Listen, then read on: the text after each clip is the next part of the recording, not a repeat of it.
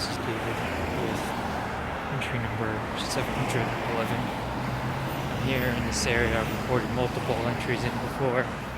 It's kind of like a weird residential area. There's this convenience franchise called GS25 here, and I just saw there's like a giant one. I don't really know what that's about, but I found it interesting. Yeah, so that's about it. It's a good day. It's mild. It's hot, but cold, but it's relatively mild. One of the more interesting things I think that I've been doing the last week now is contemplating work. And I know I've talked about it a little bit last week, and I've specifically been avoiding it this week really because it's a topic that I don't really enjoy discussing.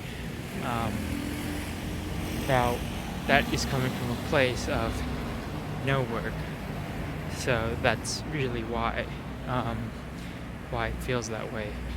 I want to also quickly point out before I forget that school is still out for kids and college students, so there's barely really no one here in the city, and it feels very strange.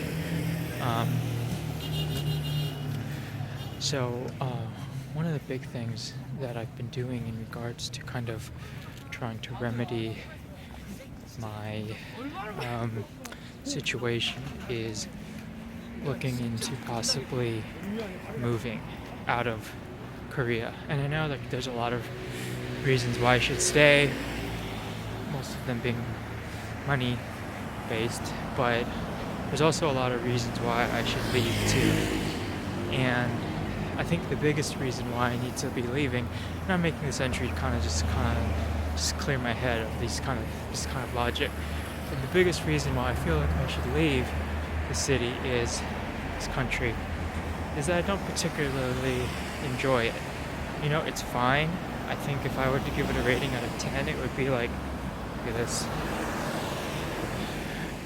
If I were to give it a rating out of 10, it would probably be somewhere close to like 5 or 6, which isn't like on a grade scale. I mean that like on a actual like non like biased system, meaning that it's just like average.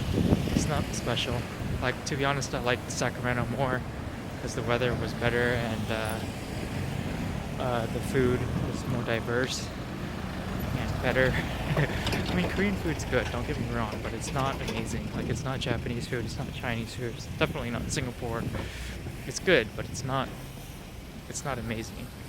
Sacramento, like I said, had better food. And so you kind of like get beaten down a little bit by kind of the monotony or kind of the rigmarole of kind of everyday life. And I really enjoy Singapore to a huge extent. Like, I can't really say any one reason like in particular why I enjoy the country so much, but I do like it. Like, I do like it a whole hell of a lot. It's just a fascinating place. It's small. It's all air conditioned. Everything's good. The food's good. The food can be extremely cheap, like much cheaper than Korea, and it can be extremely expensive. And it's just a fascinating country that I really enjoy. The one thing I do not enjoy is the heat. It is a very hot country. Like, I would say practically unlivable.